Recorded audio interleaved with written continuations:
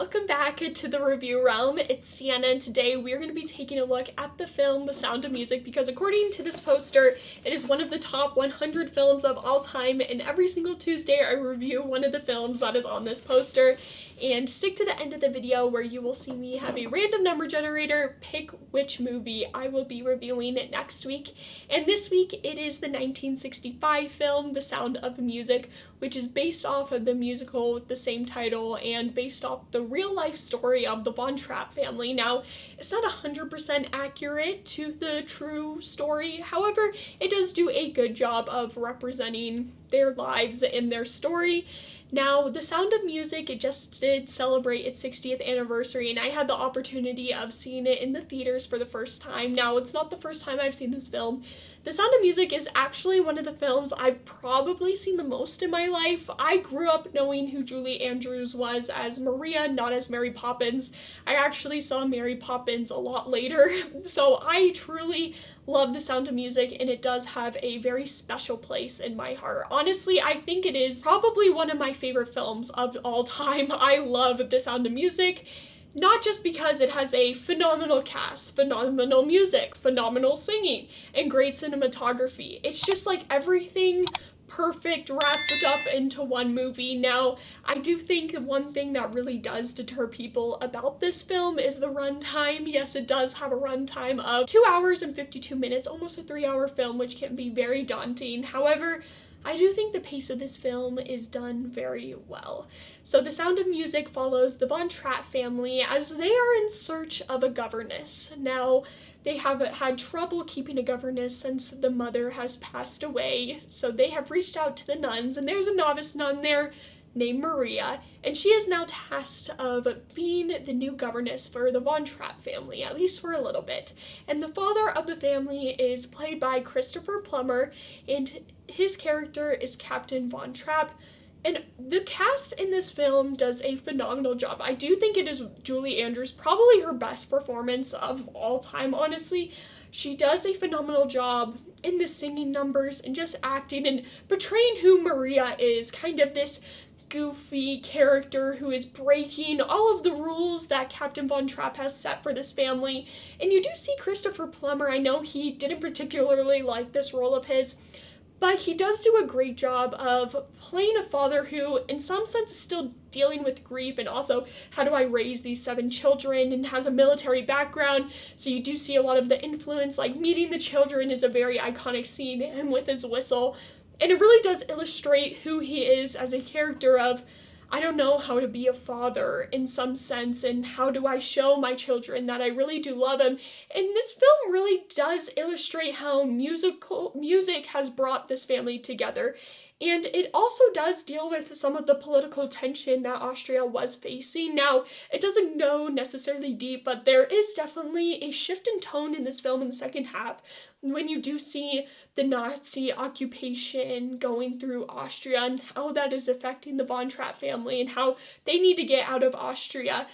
But you really do see a big shift, especially with Christopher Plummer's character, Captain von Trapp, of being this strict, kind of rugged father to then opening his heart out as kind of through music in some sense, and it truly is beautiful, and opening his heart up to Maria as well, someone who is allowing his children to be children, and he sees the joy that his children is having with Maria that he hasn't seen in a long time. So it truly is a film that is essentially about family and how music can really transform, but it does also deal with political tension and what has God's destiny for you, and you really see Maria struggle with that. Do I continue being a nun, or do I be somewhat of a mother for these children? So there is this definitely internal and external forces that are creating conflict throughout this film. Now, it is a musical and has iconic musical numbers as well. I think everyone has probably heard the song My Favorite Things, which is very popular around Christmas time. Don't ask me why. I think it's so stupid that it has become a Christmas song. Sorry, that's a bit of a side note, but it just triggers me. I hear it on like the Christmas radio stations. I'm like, It's not a Christmas song, but whatever. That's besides the point. And also like Do Re Mi, Do, a deer, a female deer. And the film also did have some new musical numbers compared to the musical. And one of them is I Have Confidence, which is probably one of my favorite songs. I absolutely love that song. I think it just illustrates who Maria is. I think it allows the audience to get to know her. And I know that is somewhat of an unpopular opinion. People don't necessarily love the new songs that the musical didn't have, but they added in the film. And I just think I Have Confidence, one of my favorite. I think it is absolutely beautiful, but this film, all of the musical numbers just hit. Like, they did a fantastic job. The music isn't there just to have people singing or to have people dancing. It is there to show something about either the characters or the story, and I think every song does have a place and is showing the audience something.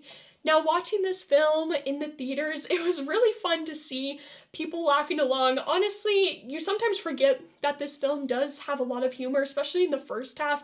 Like, there are some actual funny moments within this film, and the cinematography is very well done. And I think it's just best illustrated in the opening scene of this film, which I think is one of the best opening scenes of, like, any film. I get goosebumps every time. I'm just like, here we go, the best, like, almost 3 hours of my life is about to occur, and it's Maria on top of the mountains just spinning and singing her heart out.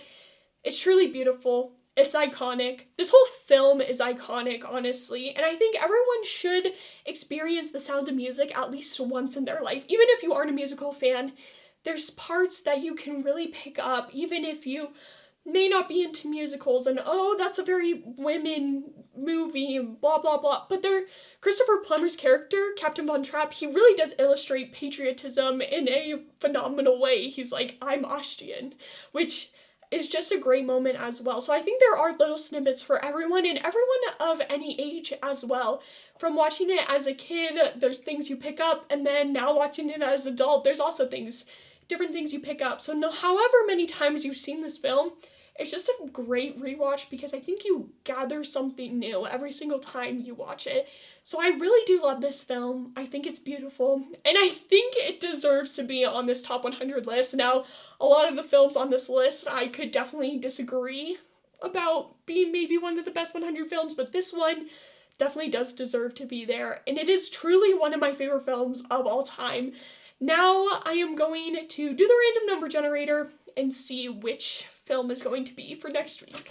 And it is the film Grease, also another musical, which I have seen, and you will see my thoughts next week.